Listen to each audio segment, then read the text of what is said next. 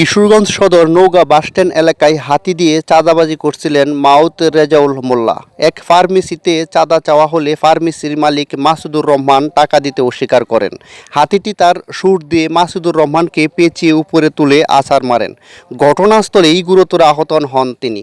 Mymensingh medical college হাসপাতালে নেওয়ার পর তাকে ঢাকায় রেফার করেন। তিনি ঢাকাতেই মৃত্যুবরণ করেন। ঘটনাটা ঘটছে এটা অনাকাঙ্ক্ষিত এবং এক ধরনের হত্যাকাণ্ড বলা যেতে পারে। অনাকাঙ্ক্ষিত অ্যাক্সিডেন্ট যেটা কিছু কিছু আছে যেগুলাকে অ্যাক্সিডেন্ট বলে মেনে নেওয়া যায় না।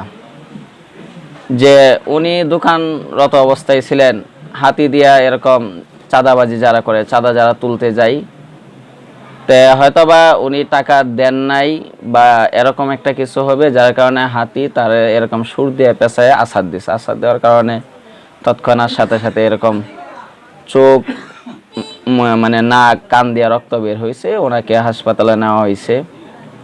প্রথমে ময়মনসিংহ মেডিকেল কলেজ হাসপাতালে নেওয়া হয়েছে, ওখান থেকে ঢাকা মেডিকেল কলেজ হাসপাতালে নিয়েছেন। গতকাল বিকাল ৩টার দিকে উনি ইন্তেকাল করছেন। আর কি ব্যবসায়ীদের সাথে কথা বলে জানা যায় হাতি দিয়ে চাঁদাবাজি করতে প্রায় দেখা যায়। ব্যবসায়ীরা বলেন হাতিকে মাউত এমন শিকারি বানিয়েছেন, তারা যে ইশারা করেন হাতিগুলা তাই করেন বলে জানিয়েছেন। বলেন টাকা দিতে দেরি হলে দোকানের মালও নষ্ট করে ফেলেন অনেক সময়, এমন কথাও বলেছেন। দোকান থেকে 10 টাকা 5 টাকা দিলে নিতে চায় না, 20 টাকা দিলে নিতে চায়। তারপর হাতি দিয়ে এই কাজগুলো বন্ধ করে দেওয়াটাই আমি মনে করি উচিত। হ্যাঁ, হাতি দিয়ে যদি টাকাটা না উঠাইতো তাহলে এই দুর্ঘটনা ঘটতো না। আর আশা করি এইসব কাজ করা বন্ধ করে দেওয়াটাই মনে করি। আর এই ব্যবসায়ীদের কাছ থেকে হাতি দিয়ে চাঁদা ওঠানো হয় না, রাস্তাতেও অনেক সময় প্রাইভেট কার, সিএনজি, বাস আটকেও চাঁদা আদায় করেন তারা। কম টাকা দিলে হাতি রাস্তায় ছাড়তে চান না বলে জানান স্থানীয়রা। এমনকি 100 টাকার নিচে কোনো গাড়িও ছাড়তে চান না। প্রাইভেট কারকে আটকায় রাখে, সিএনজিদেরকে আটকায় রাখে। 50 টাকা দিলে নিতে চায় না, 100 দিতে হবে, 500 দিতে হবে। তা 500 মানুষের শক্তি একটা হাতির শরীরে। সেই হাতিকে কন্ট্রোল করে একজন ব্যক্তি, সেই ইচ্ছা করলেই কিন্তু ওই লোকটাকে সসম্মানে ছাইরা দিতে পারে, কিন্তু না। হাতির আক্রমণে নিহত ফার্মেসির মালিক মাসুদুর রহমানের বাড়ি ময়মনসিংহ নান্দাইল উপজেলার সিংরুল ইউনিয়নের অন্তর্গত কৃষ্ণপুর গ্রামের বাসিন্দা তিনি। কৃষ্ণপুর গ্রামবাসী বলেন মাসুদুর রহমান খুব ভালো মানুষ ছিলেন। কিশোরগঞ্জ সদরে ব্যবসা করতেন তিনি। আমরা যদি কোনো কাজে কিশোরগঞ্জ সদরে যেতাম, সকল কাজ পেলে আমাদেরকে নিয়েই ব্যস্ত থাকতেন তিনি, এমন কথা বলেছেন। আমাদের সিংরুল ইউনিয়নের সবাই এক বাক্যে বলে তার মতো, তার পরিবারের সদস্যদের মতো কোনো লোকেই হয় না। আমরাও কাছ থেকে খুব ভালো মানুষ, যাকে জিজ্ঞাসা করবেন তার মতো ভালো মানুষ হয় না।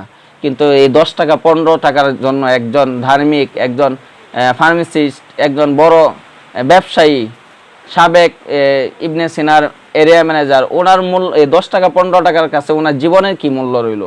তো এটাকে আমরা দান অনুদান বা ভিক্ষাবৃত্তি বলে এটা চাঁদাবাজি বলবো। এটা সারা বাংলাদেশ থেকে এটাকে অবাঞ্ছিত করা দরকার এবং এটা সম্পূর্ণভাবে যেন সারা বাংলাদেশে এই চাঁদাবাজি, হাতি দ্বারা চাঁদাবাজি, এটা যেন বন্ধ করা হয়। আমরা জনসাধারণ, জনগণ এটার প্রতি আমরা ধিক্কার জানাই বা আমরা প্রতিবাদ জানাই।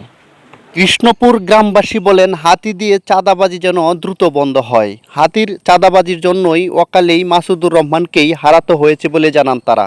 আল আমিন আকন্দ, নান্দাইল, সিংরুল, কৃষ্ণপুর গ্রাম।